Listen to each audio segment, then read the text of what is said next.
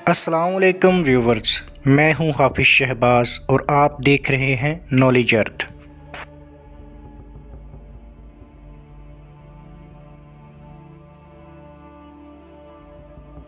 یہ واقعہ حضرت داؤد علیہ السلام کے عہد میں پیش آیا جب ایک قبیلے نے قوم بنی اسرائیل سے علیحدہ ہو کر دریا کے کنارے اپنے رہنے کے واسطے مکان بنا لیے۔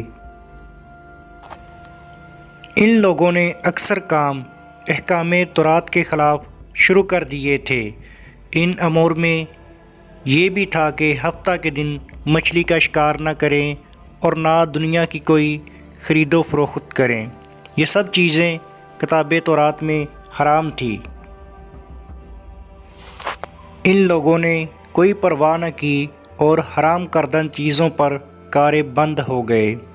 جب اس قوم نے اللہ تعالیٰ کی نافرمانی شروع کی تو پھر ان کی آزمائش کے واسطے اللہ تعالیٰ نے دریا کی مچھلیوں کو حکم دیا کہ ہفتہ کے دن دریا سے نکل کر ساحل پر آ کر اپنے کھیل کود میں مشغول رہیں اور باقی دنوں میں دریا میں جا رہیں۔ پس اللہ تعالیٰ کے حکم سے مچھلیاں ہفتے کے دن دریا سے نکل کر کنارے پر آ کر پھرتی رہتیں اور ہفتہ کے علاوہ دوسرے دنوں میں دریا کے اندر چلی جاتی۔ آخر یہودیوں نے ان کو دیکھ کر لالچ سے ایک حیلہ کیا کہ انہوں نے دریا کے کنارے نہر کھود کر وہاں اپنے جال ڈال دیے، کیونکہ ہفتہ کے دن مچھلیاں دریا سے آ کر کھیل کود کے بعد دوبارہ دریا میں واپس چلے جاتی تھی۔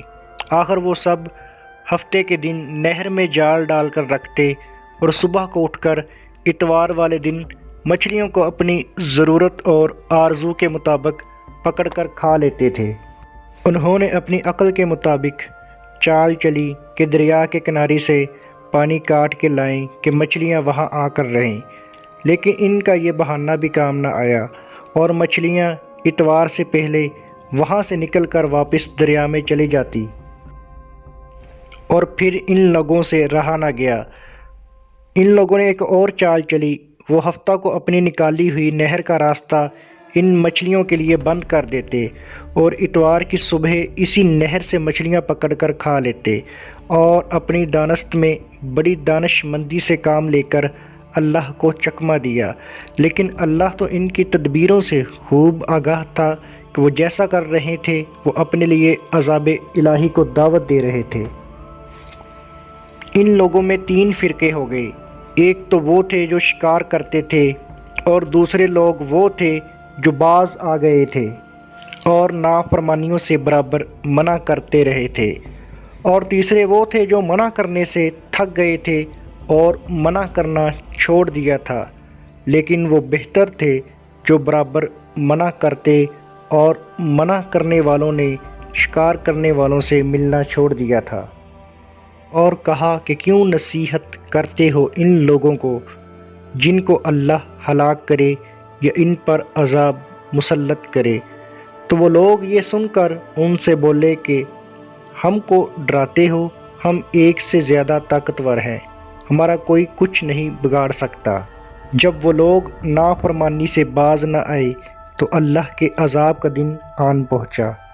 ایک دن صبح کو اٹھے تو دوسروں کی آواز سنی تو دیوار پر چڑھ کر دیکھا کہ ہر گھر میں بندر ہی بندر نظر آ رہے ہیں، اور ان کی یہ کیفیت تھی کہ وہ آدمی کو پہچان کر اپنے قرابت والوں کے پاؤں پر اپنا سر رکھتے اور پاؤں چاٹنے لگتے۔